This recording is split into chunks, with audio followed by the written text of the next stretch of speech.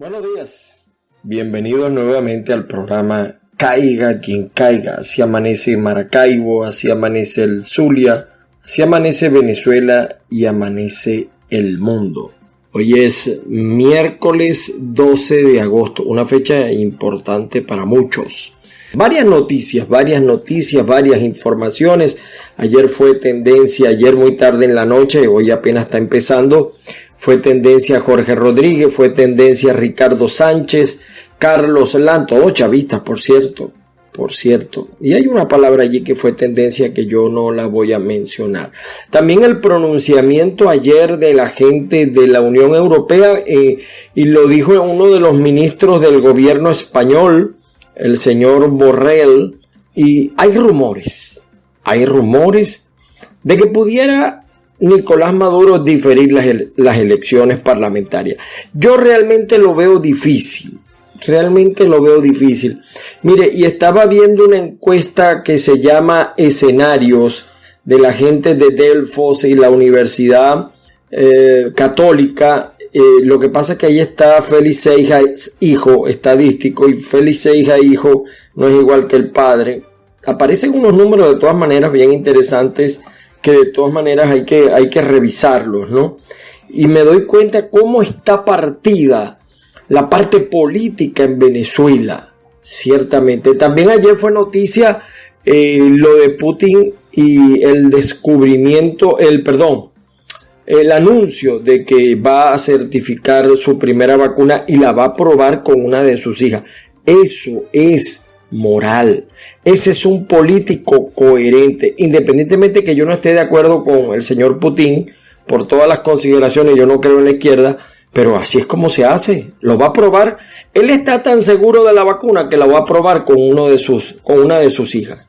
Así es como se hace. Esto es un buen ejemplo para los chavistas que hablan de los hospitales que están montando, hospitales de campaña, hospitales centinela, pero ellos no se hospedan allí ni se internan allí. Que hablan de los médicos cubanos, pero a su familia no la ven los médicos cubanos. Eso es, así es como se actúa, señor Putin. Interesante los números, les decía, porque fíjense en los números. Cuando hablan de la mesita, de la llamada mesita, ¿no? La llamada mesita, dan una serie de nombres en esa mesita. Y lo extraño para mí, que en esos nombres de la mesita, que es un tratamiento peyorativo, por cierto, incluyen también a Juan Guaidó, por supuesto, el que tiene más alto porcentaje. La pregunta es, ¿quién forma parte de la mesa de diálogo nacional, la mesita? Claudio Fermín, 34,6, Jorge Rodríguez, 25,1, el gobierno, 14,6, la oposición, 13,5, aparece Javier Bertucci, Nicolás Maduro, Henry Falcón, Luis Parra, Timoteo Zambrano, que es normal que aparezcan, pero como parte de esa mesita aparece Juan Guaidó por encima de Diosdado Cabello. Una cosa insólita, ¿no? Aparece también Henry Ramos Alud, aparece también incluido el señor Jesús Torrealba. Ochoa Antís, no dicen si es el que fue militar o el otro. El G4 aparece también como parte de esa mesita de diálogo nacional conocida por todos como la mesita. Y eso me demuestra a mí la gran confusión que tiene la gente. Estos son los llamados los malos de la película según la gente, y esto es una radiografía de lo que está viendo la gente en la calle. Son números para reflexionar. Claro, recuérdense que ¿cómo se llama? Las encuestas son fotografías del momento, pero eso me demuestra que aquí el grave problema es que los políticos no se ponen de acuerdo. No se ponen de acuerdo quiénes son los afectados. No están de acuerdo. ¿Qué significa ser afectado, maltratado, vejado, doliente de estos 21 años? Y se hacen estimaciones de números y se habla de que son tantos el número de pobres y que se necesitan 82 millones de bolívares para medio comer. pero hay una división de opiniones y eso es doloroso, que no haya ni siquiera unidad para ponerse de acuerdo en lo que hay que hacer. Cuando uno dice alguna cosa, el otro le responde de manera negativa de su propia gente, y entonces los cálculos fallan porque no hay coherencia, no hay unidad. Y entonces nosotros lo que aspiramos, los ciudadanos de a pie, es que los políticos se pongan de acuerdo, antes de tomar cualquier determinación.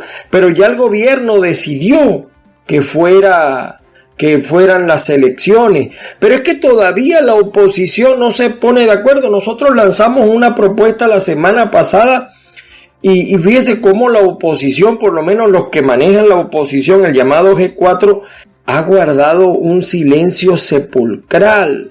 Nadie sabe qué es lo que va a hacer o qué es lo que va a decir. Y bueno, y ayer también todavía es comentario el anuncio prácticamente de un atentado contra Donald Trump. El mundo está convulsionado.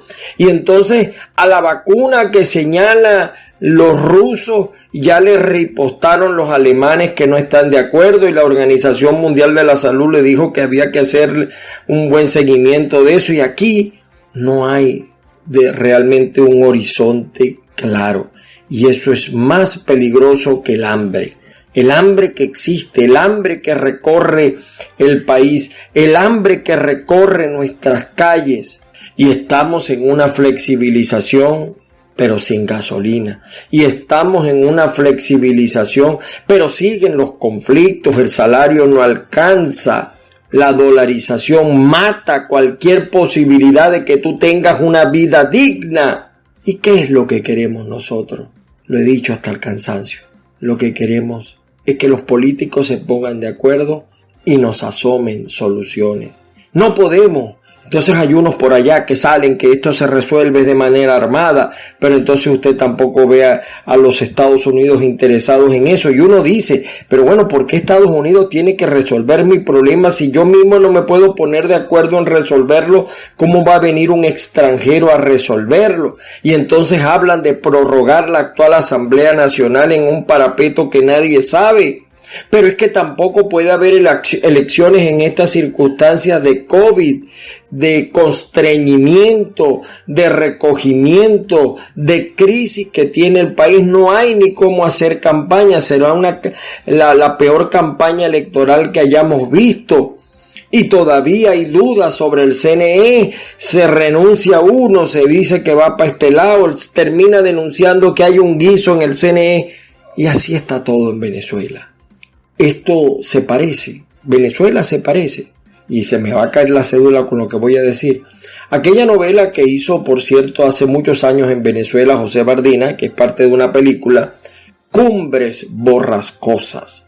Venezuela es una cumbre borrascosas, y lo que queremos es que el panorama se aclare, que cesen esas nubes negras y salga un sol que nos ilumine a todos, que nos resuelva todo, que haya posibilidad de vivir en paz, en tranquilidad, con esfuerzos, con problemas, pero con la certeza de que el trabajo va a ser tomado en cuenta. Así transcurrió el día de ayer con estos temas y seguiremos nosotros con todos ustedes conversando sobre este y otros temas.